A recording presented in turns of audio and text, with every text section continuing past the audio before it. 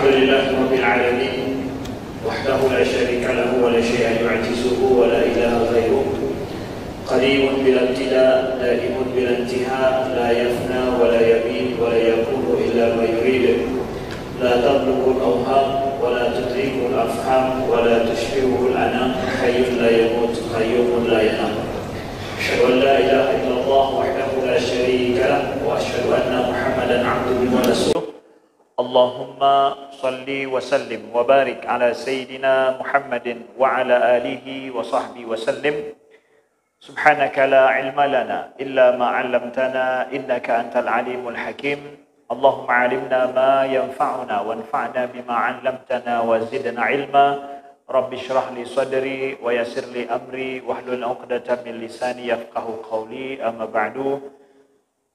Alhamdulillah, segala puji bagi Allah, salawat dan salam senantiasa tercurahkan kepada baginda Rasulullah sallallahu alaihi wasallam, kepada keluarga beliau sekalian, kepada para sahabat, para tabi'in, tabi'in wa man tabi'ahum bi ihsanin ila yaumiddin.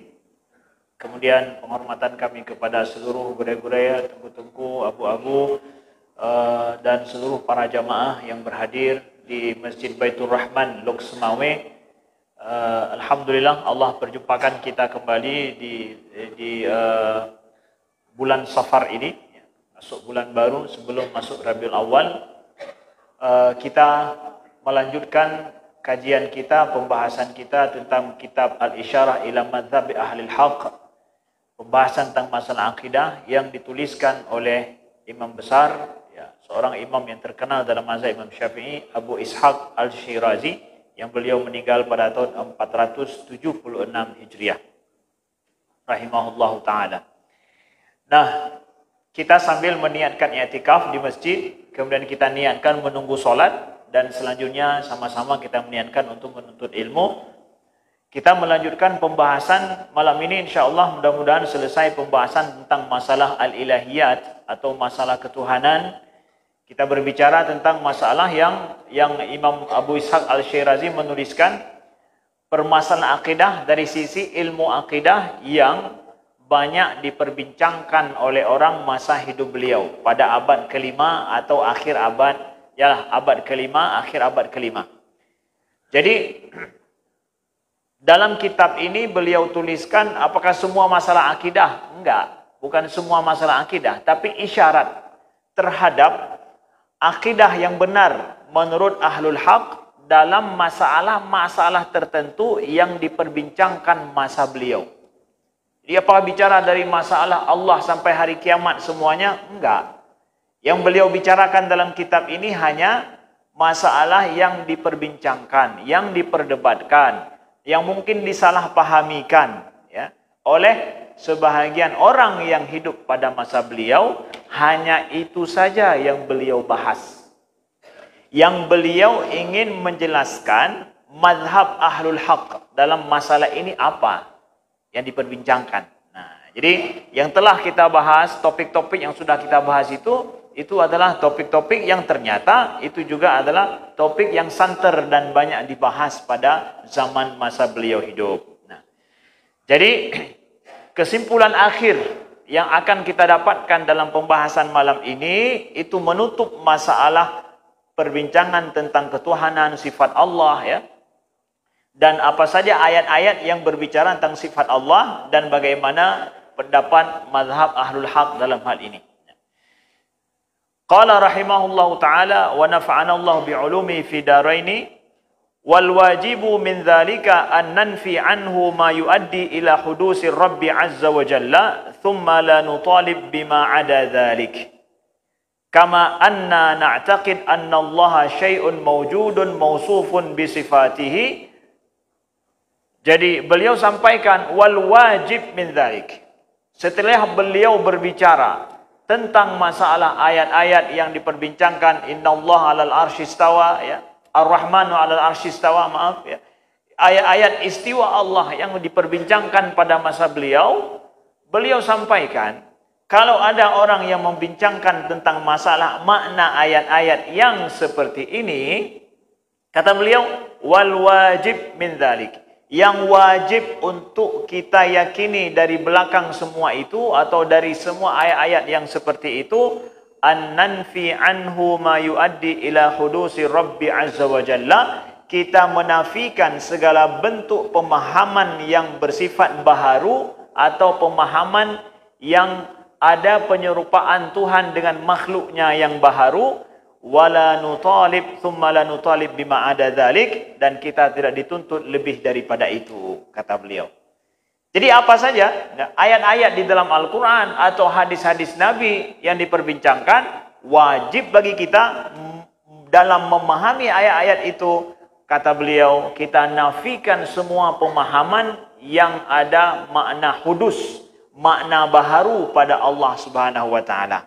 Karena sifat baharu itu hanya ada pada makhluk. Segala bentuk sifat penyerupaan antara yang wajib, yaitu Allah yang maha wajibul wujud, dengan makhluk yang hadis, maka itu harus dinafikan dari segala bentuk pemahaman kita kepada Allah Subhanahu wa taala. Sebagaimana kata beliau, kita meyakini sebagai ahlul haq bahwa Allah adalah maujud, ada, dan bersifat dengan sifatnya yang sempurna. Thumma nanfi anhu, ya. Thumma nanfi anhu ma yuaddi ila huduthihi min sifatil ajsami wal jawanib wal a'rad, thumma la nutalib bima ada dzalik. Nah, kemudian kesimpulan beliau sampaikan, setelah kita meyakini bahwa Allah memiliki sifat-sifat yang sempurna, maka kita juga menafikan segala bentuk pemahaman sifat yang menunjukkan pada kesamaan sifat Allah dengan sifat makhluknya. Dari sifat seperti sifat ajsam, itu sifat jismon, sifat kebendaan, ataupun sifat al-jawanib. Al-jawanib itu adalah sifat yang ada kiri kanan atau ada sisinya. Pada Tuhan tidak ada sisi yang bisa dianggap depan belakang, kiri dan kanan. Segala bentuk itu kita nafikan daripada sifat Allah. Wal a'rad, dan sifat-sifat yang berlaku kepada benda. A'rad, ada berat, ada panjang, ada pendek, ada ringan, ya, besar, sifatnya besar-besar dalam artian ada kecilnya, besar-kecil. Ya, itu tidak berlaku pada Allah Subhanahu wa taala, sifat-sifat jismiyah a'rad yang seperti itu. Itu kita nafikan. Dan kita meyakini Allah memiliki sifat yang sempurna. Udah itu. Yang sempurna pada Allah. Itu kewajiban iman kita. Udah itu ya yang diminta kepada apa? Kepada setiap kita, saudaraku yang dimuliakan Allah. Bukan dituntut pada kita untuk ayo bahas masalah ayat-ayat yang mutasyabihat itu, lalu kemudian kita pahami makna ayat tersebut dengan yang padahal ayat tersebut ada perbincangan para ulama. Kita tidak sampai ke situ semua dituntut. Yang dituntut kepada itu adalah ibaratkan para dokter yang mereka harus paham bagaimana membelah perut. Para dokter aja itu. Enggak semua kita. Kenapa? Karena ada orang yang harus dioperasi perutnya nanti. Tapi enggak semua orang. Nah, begitu. Jadi begitu juga ayat-ayat yang seperti itu. Hanya orang-orang tertentu yang rusak pemahamannya, itu saja yang perlu kita bahas. Yang membahasnya siapa? Orang yang pakar di bidangnya. Nah, begitulah. Sedangkan kita dituntut apa? Jaga perut kita, jaga makanan kita, ya, jaga kesehatan kita, udah itu aja yang dituntut sama kita. Enggak dituntut untuk harus bagaimana ini kalau perut dibelah, kita harus belajar. Kalau kita nanti sakit perut bisa kita belah sendiri perut kita. Enggak, itu enggak disuruh begitu. Nah, begitulah bedanya pemahaman ilmu dengan pemahaman iman yang harus kita imani. Kita cukup mengimani bahwa Allah memiliki sifat yang maha sempurna, yang sifatnya tidak sama dengan segala makhluk. Dan kalau ada ayat-ayat yang dipermasalahkan dalam pemahamannya, kita nafikan saja segala bentuk pemahaman yang sama antara Tuhan dengan makhluk. Udah, itulah yang dituntut sama kita. Nah, ini kata Imam Abu Ishaq Al-Shirazi. Fa in qila nahnu najhal hadhil ayah wa ma ashbaha minal ayat kaliyadaini wal wajhu wa minal akhbar marwiyah anin nabi sallallahu alaihi wasallam minan nuzul was surah wal qadam wa nahmiluha ala zahir wa la nata'awwaluha. Terus kalau ada yang nanya begini, kata Imam Abu Ishaq Al-Shirazi. Ini beliau memang mengambil perkataan-perkataan orang masa beliau, kemudian beliau jelaskan dan beliau jawab. Kalau ada yang bilang, kata beliau, kami tidak tahu makna ayat-ayat seperti yang ada makna yadain. Ada al-wajhu, ya. Kan ada wa yabqa wajhu rabbika. Itu al-wajhu itu apa? Kami tidak tahu. Kalau ada yang nanya begitu, kata beliau. Al-yad, ya. Was-sama banainaha bi'aidin, ya. Itu yad itu seperti apa? Apa maknanya? Kalau ada yang menanyakan tentang itu dan mengatakan kami tidak tahu makna ayat yang ada kata-kata itu. Begitu juga ada hadis Nabi yang Nabi mengatakan nuzul, Allah turun di sepertiga malam misalkan, nuzul. Kemudian juga surah bahwa Allah menciptakan Adam sesuai dengan bentuknya. Bentuk itu bentuk apa? Surah itu. Apa maknanya? Kami tidak tahu. Lalu mereka mengatakan bahwa wa nahmiluha 'ala zahir, dan kami memahami ayat itu secara zahir. Kami pahami dia secara zahir. Dan kami tidak mentakwilkannya. Tuh, kalau ada orang yang ngomong seperti itu. Ini dikutip oleh Imam Abu Ishaq Al-Shirazi. Berarti pada masa beliau ada yang ngomong seperti itu. Ada ayat-ayat yang tentang yadun, tentang wajhun, kemudian hadis tentang nuzul, hadis tentang surah, hadis tentang qadam. Kami memaknakannya dengan makna zahir. Zahir ayat itu, zahir dari kata-kata itu apa dalam bahasa Arab, udah kami maknakan itu. Kami tidak mentakwilkannya. Sebagaimana firman Allah, "Wa ma ya'lamu ta'wilahu illallah warrasikhuna fil 'ilm yaquluna amanna bihi kullun min 'indi rabbina." Kami tidak mentakwilkan sesuai dengan dalam surat Ali Imran tersebut. Nah, ada enggak yang ngomong seperti itu? Ini zaman dulu nih yang ngomong seperti ini. Apakah sekarang masih ada? Wallahu alam, ya. Ini kita bicara zaman dulu nih, ya. Fanu'min biha wal nata'awwaluha. Lalu mereka mengatakan kami beriman secara zahir maknanya dan kami tidak mentakwilkan. Yuqalu lahum, kata Imam Abu Ishaq Al-Shirazi. Maka dijawab untuk mereka yang berkata demikian, begini, kata Imam Abu Ishaq Al-Shirazi. Jawabannya beliau sediakan. Orang ngomong seperti itu ada zaman dulu. Lalu beliau jawab, hadhil ayah dalilun alal qawli bit-ta'wil. Ayat yang mengatakan bahwa warrasikhuna fil ilmi yaquluna amanna bihi kullun min 'indi rabbina. Orang-orang yang rasikh ilmunya, yang mendalam ilmunya, yaquluna amanna bihi, ya. Mereka ya mengatakan bahwa beriman dengan ayat-ayat yang ada di dalam Al-Qur'an dan tidak ada yang mengetahui itu kecuali hanyalah Allah. Kata beliau, ayat dalam surah Ali Imran tersebut itu dalil atas bolehnya takwil, kata beliau. La ala nafi takwil, bukan untuk menafikan takwil ayat tersebut.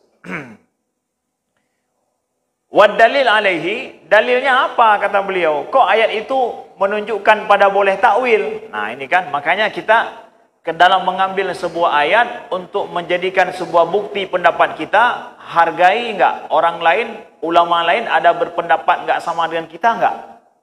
Ini yang berbeda pendapat ulama loh. Ada yang pakai ayat ini untuk menafikan takwil, tapi kata Abu Ishaq Al-Shirazi, ini ayat menunjukkan pada takwil. Bukan menafikan takwil, kata beliau. Tuh kan? Ini yang ngomong enggak sembarangan orang, ulama loh. Lalu kalau saya mengatakan bahwa takwil itu enggak boleh, takwil itu haram semuanya. Ada enggak ulama lain yang mengatakan boleh? Ada enggak? Ada. Ulama loh. Jangan main-main. Ya, maka jangan sembarangan mengklaim atau sembarangan kita membid'ahkan atau sembarangan kita menganggap orang sesat. Yang ngomong ini ulama. Yang ikut ulama itu rame. Nah, jadi hati-hati kita mengklaim sepihak, ya, hati-hati. Wal iman wad dalil alaihi, dalilnya apa? Warasikhuna fil ilmi yaquluna amanna bihi. Orang-orang yang rasikh ilmunya, mereka mengatakan amanna bihi, kami beriman dengannya. Wal iman huwa tasdiq wa tasdiq bi syai' la yasih ma'al jah. Selama orang-orang yang mendalam ilmunya mengatakan kami beriman kepadanya, kata Imam Abu Ishaq, maka iman itu artinya membenarkan. Dan seseorang tidak bisa membenarkan kalau dia tidak mengetahui. Nah, jadi harus tahu, kata beliau ya. Fadalla ala anna ar-rasikhuna fil ilmi yaquluna amanna bihi ay ya'lamunahu wa yaquluna amanna faya'lamunahu. Jadi orang yang beriman mesti orang mengetahui maknanya. Nah, jadi orang yang beriman mesti mengetahui apa yang dia imani. Nah, kemudian wa idza kanat al-ayat wal akhbar allati yaqtadi al-amal biha tuta'awwal wa la tuhmal 'ala adh-dhahir ka qouli 'azza wa jalla wa man yaqtul mu'minan muta'ammidan fajaza'u jahannamu khalidan fiha. Beliau jawab lagi, bagi yang mengatakan bahwa ayat itu, ayat Al-Quran nggak boleh ditakwil, tunggu dulu kata beliau. Itu ada dalam Al-Quran, ayat-ayat yang harus kita amalkan, itu harus ditakwil kadang. Kalau nggak bisa kita amalkan. Mana ayatnya? Contoh, beliau mengambil contoh di sini, ayat surah Ar-Ra'du ayat 23. Wa may yaqtul mu'minan muta'ammidan fajaza'uhu jahannamu khalidan fiha. Barang siapa yang membunuh seorang mukmin muta'ammidan dengan sengaja, fajaza'uhu, maka balasan baginya jahannamu khalidan fiha, jahannam kekal di dalamnya. Ini ayat dalam surat Ar-Ra'du. Siapa yang membunuh orang mukmin dengan sengaja, berencana lagi, membunuh orang mukmin sengaja, berencana lagi, ditembak di rumahnya, di kamarnya lagi. Kebetulan yang ditembak di kamarnya bukan orang mukmin mungkin. Oh, berarti udahlah, berarti bukan orang mukmin tuh, ya. Ini ditembak, orang mukmin dibunuh dengan sengaja, berencana. Kata Allah dalam Al-Qur'an surah Ar-Ra'du apa? Fajaza'u jahannam, maka balasannya jahannam kekal di dalamnya. Fadhahirul ayah yaqtadhi anna ahlul kabair yukhalladuna finnar. Maka zahir ayat ini kalau langsung dipahami demikian adalah berarti orang yang membunuh orang lain kan kabair itu, dosa besar kan? Betul enggak? Membunuh orang lain dosa besar. Apakah dosa besar menjadikan orang kekal dalam neraka? Ini ayat ini mau menunjukkan apa? Berarti orang yang membunuh dengan sengaja, muta'ammidan, seorang mukmin, dia kekal dalam neraka. Berarti kalau begitu, kalau membunuh orang lain masuk dosa besar, berarti betul apa kata orang Qadariyah, bahwa orang-orang mukmin yang berdosa besar itu akan kekal dalam neraka sama seperti orang kafir. Itu orang Qadariyah, bukan Ahlus Sunnah begitu.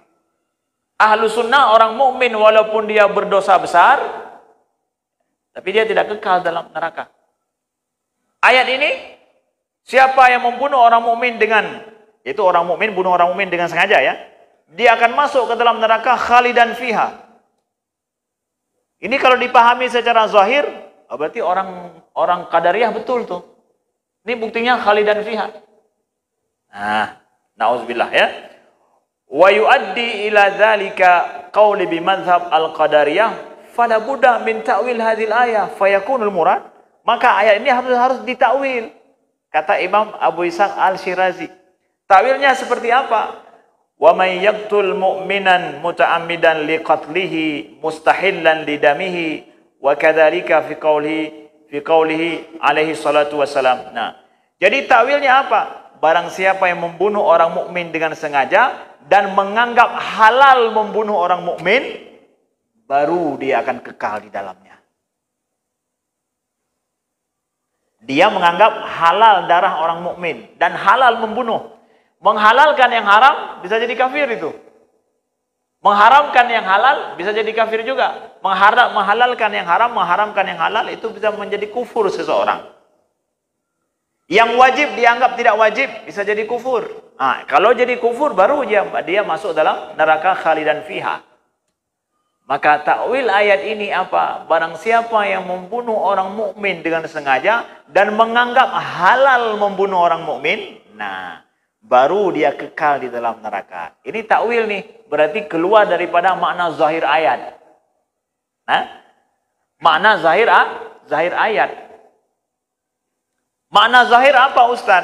Makna zahir adalah dalam usul fikih, dalam kitab Warakat misalkan kita lihat dari Imam Al-Juwaini, makna zahir itu apa? Adalah lafzul bayyinul munkashiful ma'nahu, yaitu lafaz, sebuah lafaz dalam Al-Quran, dalam hadis yang bayyin sekali, yang jelas dan nampak maknanya, tetapi dia ada kemungkinan makna lain yang tersembunyi.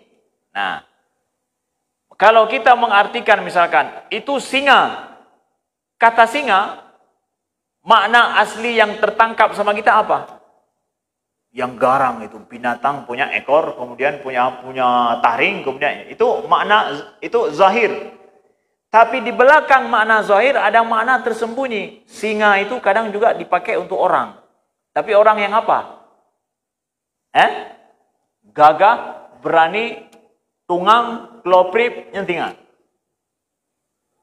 Hanai teroi, ya, nyentingan. Cuba berhakan li, kenyamanan. Nyentingan ya. Dia dah pakai singa untuk orang. Dia bahan. Nah, dah pakai lagi tanya. Nah, maka ini makna tersembunyi. Nah, maka makna itu ada. Kalau dipakai makna tersembunyi ini, itu namanya muawwal. Berarti kata itu ditakwilkan. Maka dalam ayat tadi, yang tersembunyi apa? Dia menghalalkan pembunuhan orang mukmin. Makanya dia kekal dalam neraka.